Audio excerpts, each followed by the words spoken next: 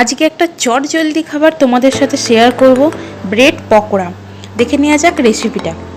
সামান্য সরিষার তেল, তারপরে পেঁয়াজ কুচি, টমেটো কুচি আর সামান্য নুন দিয়ে আমি ভালো করে পেঁয়াজ টমেটোটাকে ভেজে নিলাম। ভেজে নেওয়ার পর দিয়ে দিলাম হলুদ গুঁড়ো, তার সাথে লঙ্কার গুঁড়ো, তার সাথে জিরের গুঁড়োও যাবে।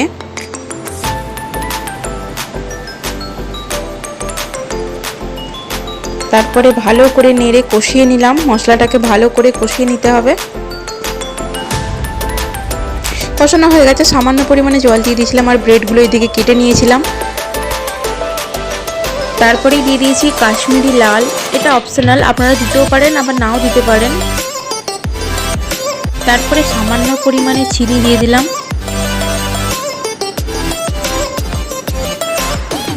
মিষ্টি মিষ্টি বেশ ভালোই লাগে।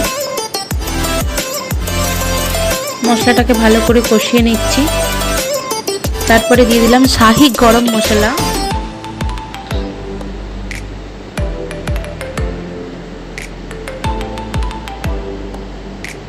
এক হাতে ভিডিওটা করছি তো তাই একটু প্রবলেম হচ্ছে। মশলাটা আমার কষানো হয়ে গেছে। তারপরে দিয়ে দিলাম আলুর চোখা। একটা ভাজা মশলা দিয়ে আমি এটা মেখে রেখেছিলাম। ভাজা মশলাটা আমি শেয়ার করব যদি আপনারা কমেন্টস করেন।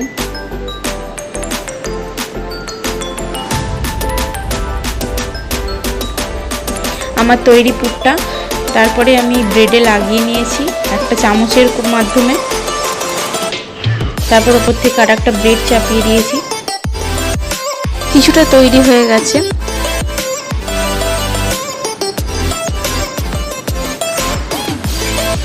অর্ধেক কাজ আমার পূর্ণ হলো, এবার অর্ধেক কাজ আমার বাকি। এবার একটা পাত্রে আমি বেসন নিয়ে নেব। বেসন, কর্নফ্লাওয়ার, একটু সাদা তেল আর জল আর বেকিং পাউডার লেগেছিল, দিয়ে ভালো করে ফেটিয়ে নেব। তারপরে লবণও দিয়েছিলাম, দিয়ে ব্রেডটা ডুবিয়ে এইভাবে সরিষার তেলে বা সাদা তেলে আমি ছেড়ে দেবো।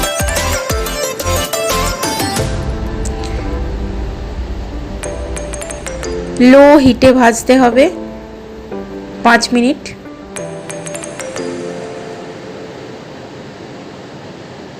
হিটটাকে লো রেখে ভাজতে হবে যাতে প্রপার ভাজাটা হয়।